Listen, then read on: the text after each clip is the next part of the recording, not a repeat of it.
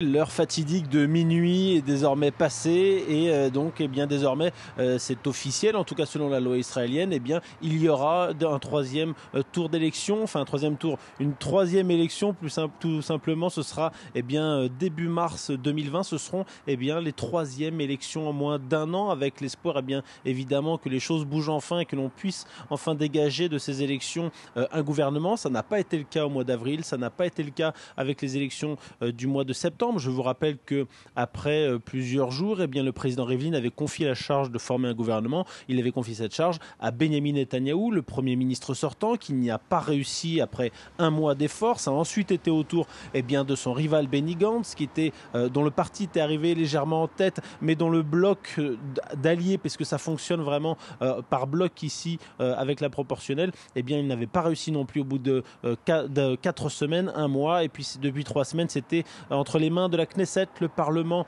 israélien, qui donc devait faire émerger quelqu'un. La Knesset n'a pas réussi à obtenir une majorité de vote pour un candidat, que ce soit Benyamin Netanyahou, que ce soit Benny Gantz ou un troisième homme ou femme, mais malheureusement personne n'a réussi, et donc c'est automatique. Depuis minuit, 23h heure française, il y aura donc 2 nouvelles élections. La Knesset est désormais dissoute.